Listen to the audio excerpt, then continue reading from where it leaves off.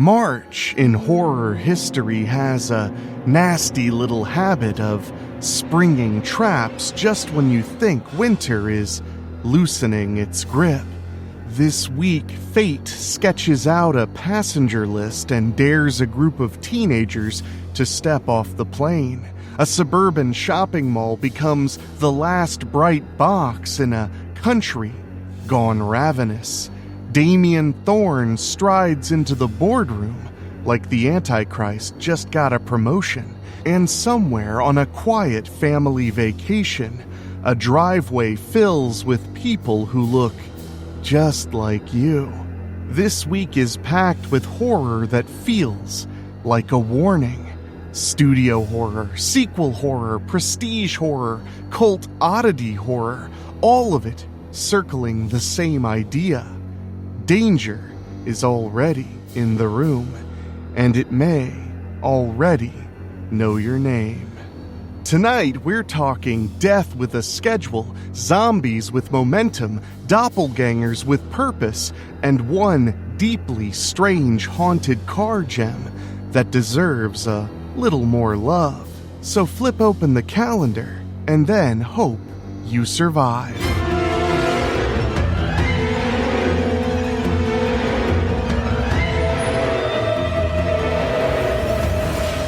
Welcome back to This Week in Horror History, your fast, fun walk through the horror releases that tied the calendar week of March 16th through March 22nd. We hit the dates, the context, the box office story, when it matters, and the very practical question every listener asks right after. I remember that. Where can I watch this tonight? And of course, I'm your host, Enrique Couto. Coming up, the movie that turned everyday accidents into franchise-grade paranoia.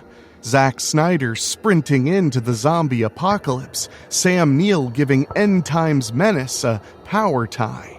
Jordan Peele splitting America in half with mirrors and scissors, and a deep-cut detour into a creepy little regional shocker where a black hearse keeps gliding back into frame like death missed an appointment. On March 17th, 2000, Final Destination hits theaters, and right on time. The genius of Final Destination is how clean the hook is. No masked killer, no haunted house, no cursed videotape, just the awful idea that death noticed you, slipped the net, and has started correcting the paperwork. James Wong's film turned airline dread, household objects, and random bad timing into an eerie subgenre of cause and effect panic. It made horror fans, including yours truly, stare at ceiling fans, buses, bathroom cords, and kitchen knives with a fresh suspicion. On a $23 million budget, it pulled in $112.9 million worldwide, which is exactly the kind of hit that tells a studio, yes, please, keep finding new ways to murder us with architecture. I've often heard Final Destination described as a slasher film where God is Jason Voorhees, and I think it's pretty apt. The other great thing about Final Destination is it truly is the gift that keeps on giving because it has so many sequels, including one that came out just a year or so ago. And they're all worth a watch, if at the very least, just for the opening insanity of that premonition of a big disaster that then is avoided, well, for a little while at least. So if you need an immediate reminder of what fate has in store for all of us, you can watch it right now with your HBO Max subscription or, of course, buy or rent it digitally at Amazon Prime Video, Apple TV, Fandango at Home, or even YouTube. Don't be late, because it'll find you. On March 19th, 2004, Dawn of the Dead came out running. Literally. Fast zombies were still a point of debate for horror fans, and this remake basically kicked open the door and yelled, "Keep up." James Gunn's script gives the movie a mean little pulse, but what really sells it is the velocity. Panic in suburbia, a hard sprint to the mall, and the ugly realization that even consumer paradise becomes a coffin once the parking lot fills up. Now, full disclosure, the original George A. Romero Dawn of the Dead from the 1970s is easily my favorite film. Not my favorite horror film. That's probably Texas Chainsaw Massacre, but my favorite film, right up there with Terminator 2 and Eddie Presley. I adore the original Dawn of the Dead, and when Zack Snyder's remake hit theaters in 2004, I was 16 or 17 years old, and I was pretty resistant. But I have to admit, years later, watching it again, it wasn't bad. It had a lot to like, some great performances, and I just think it's actually pretty solid and deserves some love. It made $102.3 million worldwide on a $26 million budget. So it was a genuine studio horror win, and it still plays like an energy drink spiked with dread. I still remember one of the big marketing moves they did for the film was they showed the first, I think it was 10 minutes of the film on the USA Network. Just straight through 10 minutes of the film. And it did get me a bit excited, even though, again, I was very edgelord skeptical about them remaking my favorite movie and the perfect zombie film. But I do recommend you give it a rewatch, especially if, much like myself, you had preconceived notions about the film when you first saw it. And right now is a great time because it's available to watch with your Netflix subscription. And of course, you can rent it on Amazon TV. That's Amazon Prime Video, Apple TV, and Fandango at Apple TV. I'm just going to mix them up now because we all know what they are. March 20th, 1981 gives us The Omen Part 3. The Final Conflict. And this one has a special little horror history thrill because Sam Neill, famous for Jurassic Park and some other genre films I'll talk about in a minute, steps into the role of adult Damien Thorne, aka the Antichrist, and somehow makes apocalyptic evil look polished, ambitious, and ready for a shareholder meeting. The movie is not necessarily the crown jewel of the Omen series, but it has real end times pageantry, Jerry Goldsmith on the score to make it all really come together, and the sheer novelty of watching Damien as a fully functional public figure instead of just a spooky child with a very, very bad record of babysitters.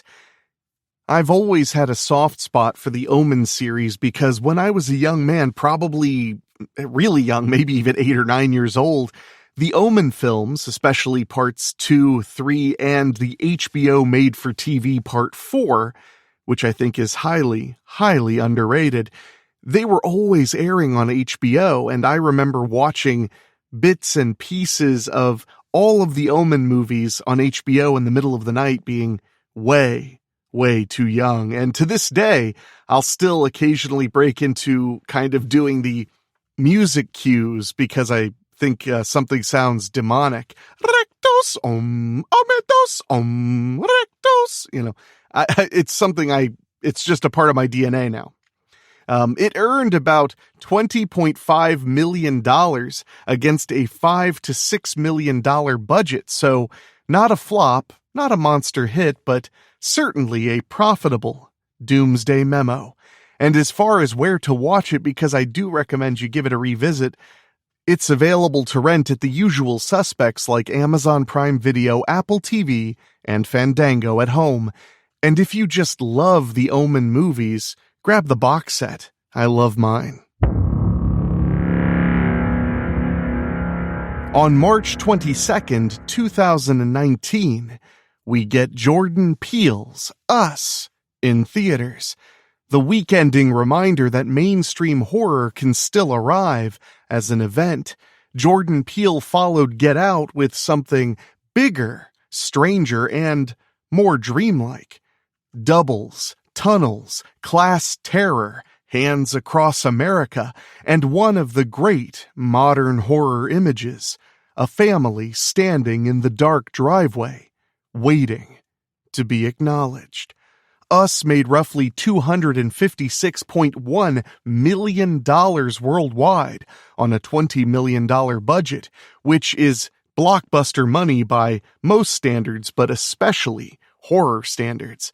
The more impressive thing, though, is that it felt like a real original film becoming a communal obsession.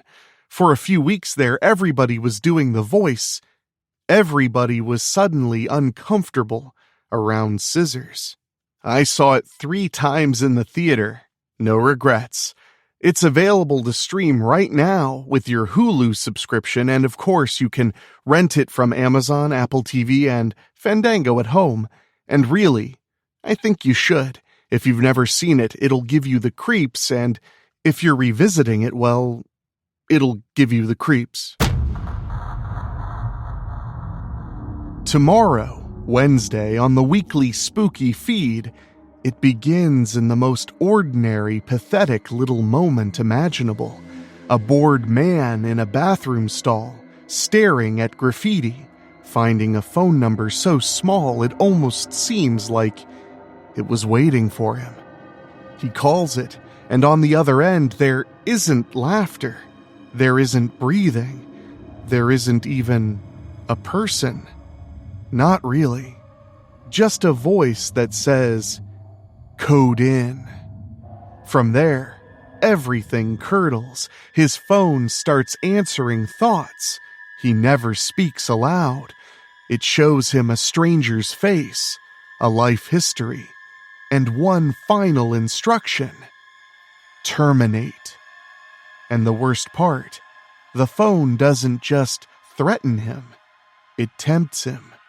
With a ruined bank account, a fortune waiting on the other side of a terrible decision, a gun in a locker, a van out back, a mansion at the end of the road, and a man inside who may be every bit as monstrous as he appears. But this is not a story about an ordinary murder.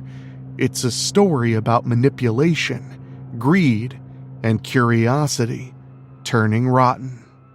About what happens when you answer something that should have been left alone and realize far too late that you were never in control. This Wednesday, Weekly Spooky brings you Boredom Can Be Deadly by Michael Kelso, a mean little nightmare about surveillance, temptation, and the kind of evil that doesn't chase you down dark alleys.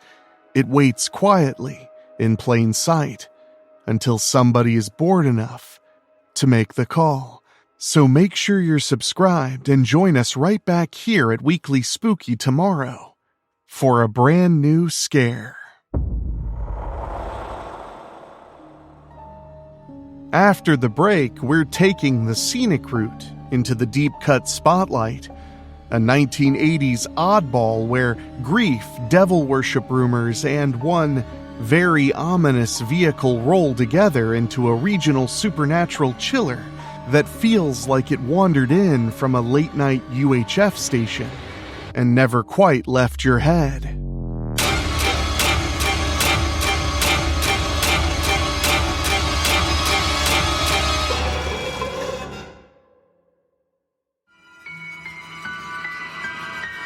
Welcome back. Let's pull off the main road for this week's Deep Cut Spotlight. This week we're talking about The Hearse, which opened in Kansas City, Missouri, so KC-Mo, not KCK, on March 21st, 1980, before expanding to further reaches of the nation. That alone gives it the right flavor for the show. It wasn't a giant nationwide event, not a title everybody had circled in red, but a weird little theatrical ghost drifting into the market, one city at a time. Directed by George Bowers and starring Trish Van Devere and Joseph Cotton, the movie takes a very basic setup. A woman retreats to a small town after personal trauma and coats it in cults, suspicion, and repeated visions of a black hearse that keeps turning up, like a bad penny. What I enjoy about the hearse is that it feels adjacent to bigger prestige supernatural movies of the era without ever having their polish. And that's not a dig, that texture is the appeal. It's the kind of movie you discover because a label rescues it, a late-night programmer loves it, or a friend who enjoys horror says, no, trust me, this one is better than you'd expect. Regional horror films from this era all have this gritty, grainy, fun, creepy vibe. It's hard to fully nail down, too many adjectives. It brought in about $2.8 million, so while not a breakout sensation, the budget was likely pretty low, and it probably did pretty well for its investors. But that is exactly why it belongs in a segment like this. Horror history is not just the giants. It's the strange side roads, the regional openings, and the films that survive because somebody, somewhere, refused to let them vanish. So if you want to check out The Hearse, it's pretty easy to get your hands on. You can watch it free with ads on Amazon Prime Video or Plex. So why not treat yourself to a little nasty regional horror tonight? Now let's talk about some horror-adjacent birthdays. On March 16th, 1975, Sienna Gilroy was born, forever locked into genre memory for playing Jill Valentine in the Resident Evil films. She's had a great career, but there are worse things to be remembered for than Resident Evil. So happy birthday, Sienna. Born on March 18th, 1950, Brad Dourif, the voice of Chucky and one of the great patron saints of beautifully unhinged menace. Brad Dourif is one of the most underrated actors there is. Not only did he do the voice of Chucky, he's been a character actor in so many shows. His character in Deadwood, he played the Doctor, was incredible. And I think one of his most unforgettable roles was as the psychotic Betazoid in episodes of Star Trek Voyager. Really good stuff. A very happy birthday to Brad Dourif. On March 20th, 1962, Stephen Sommers is born. A man who breathed new life into monster spectacle with films like Deep Rising, The Mummy, and Van Helsing. Action-y horror films, but in my opinion, they do a body good.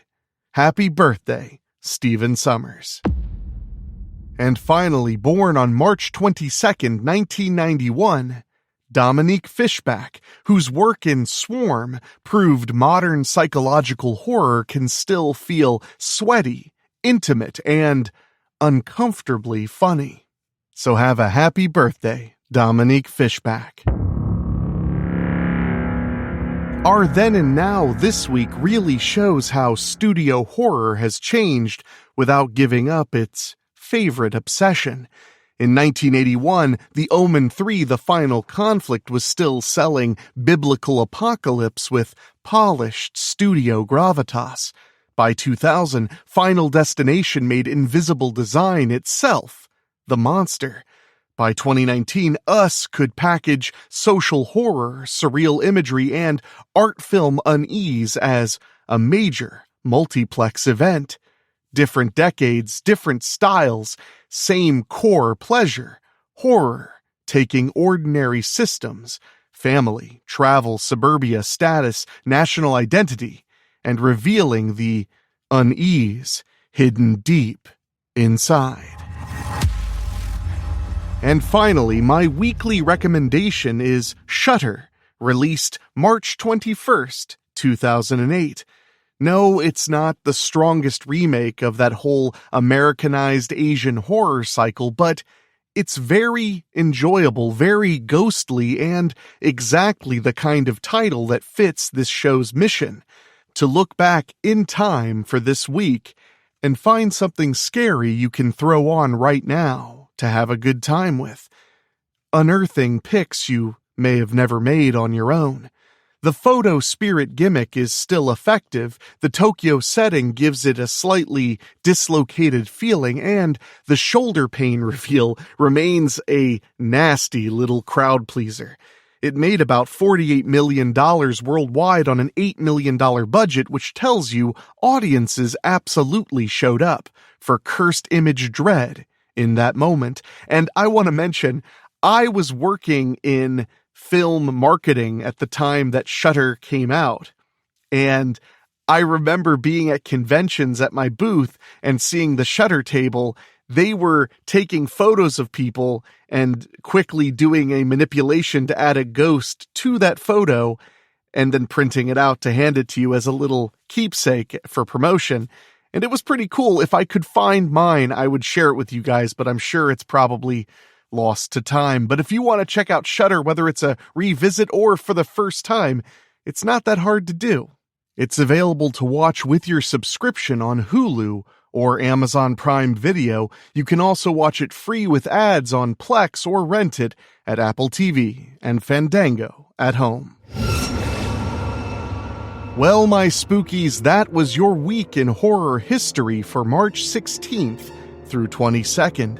If you want a clean little marathon out of this one, go from Final Destination into Dawn of the Dead, then swing weird with the hearse and finish big with us.